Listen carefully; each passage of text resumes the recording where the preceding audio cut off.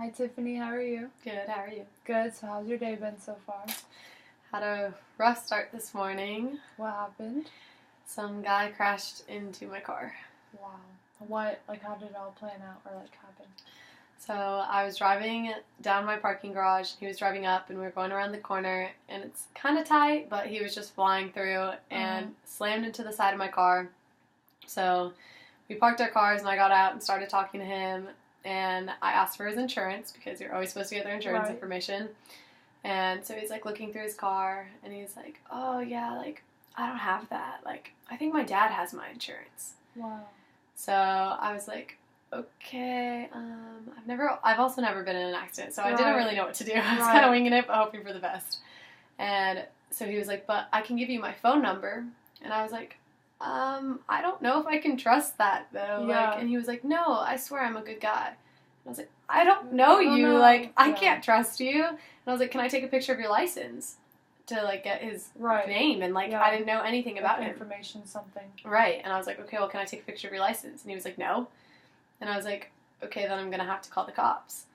And he was like, that's when he started getting upset with me and, angry. He was like, this isn't my fault.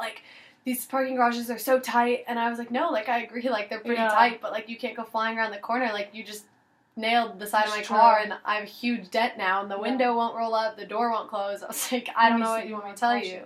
Yeah, and so then he, keeps going on about how it's the parking garage's fault, and it's not his fault, and he, walks me around to the side of his car and shows me some dents on the side of his car, and he's like, yeah, this happened about a month ago in here, it's a tight squeeze. And in my head, I'm thinking, you're not helping your case, because you just told me now that you did this about a month ago, too.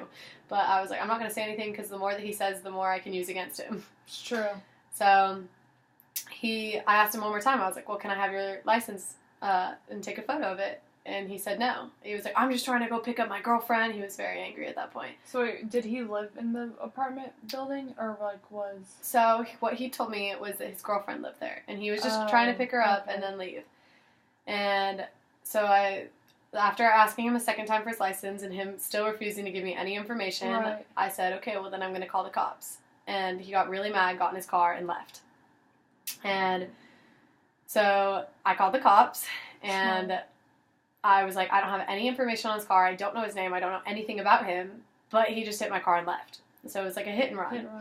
So an officer came, and I explained everything that had happened. Oh, also, he had gone up to the top story of my building, and there's only one way in and one way out. So I was like, I'm going to wait here, and I know he's going to come back out. So I'm going to be able to, get his car then. Smart.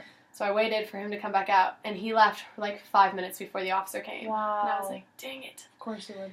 So the officer came back, and I told him everything that had happened, and right as the officer was about to leave after getting all my information, the guy shows up with his girlfriend. Wow. Yeah. And so he shows up, and I'm just like, oh gosh. And he puts his hand on my arm and is like, I told you I wasn't a bad guy. I came back. And I was like, oh no, get off of me, don't touch me. But I didn't want to say anything because, one, I just didn't need the situation to be a bigger deal than it already was. And I just didn't want to give the officer any reason to have anything against me of, writing in his notes. She was aggressive towards him or something. So I was like, I don't want to give any reason to, be in the wrong because I wasn't. For sure. And so then the officer is talking to the guy and is like, oh, so your girlfriend lives here? And he's like, oh, no, my girlfriend doesn't live here. And so the officer's like, so you live here? And he was like, yeah, I live here. And the officer already, was not, feeling his story. So he's kind of looked at me and was like, yeah, this isn't accurate. It's not adding up. So basically the officer went and got his information then as well. I went back home, and I called my insurance company and had to explain everything to them, but the police report hadn't been filed yet because it had just happened 20 minutes ago. So I have to wait until tomorrow morning, call the police station, and get the case report and the case number, and send that all to my insurance. And then the officer told me that, since there were no witnesses, technically there's no way to say whose fault it was. Right. So it's kind of just going to be our two insurances fighting it out and seeing whose fault it was. But I think I have a lot of evidence in my defense that it's his I fault, agree. especially the fact that he left the scene. Yeah. And, like, you're never Like, supposed to yeah, leave the yeah. scene. Like, yes, he did come back, which is good, because, like, it could have been worse, but Right. at the same time, you wouldn't have left if you weren't guilty. That's true. So, yeah. Well, I'm very sorry that happened this morning. Was the rest of your day at least a little bit better? Yes, it was a lot better. Well, that's great. Well, thanks for talking. Thank and you. I'll see you next time. All right. Bye. Bye.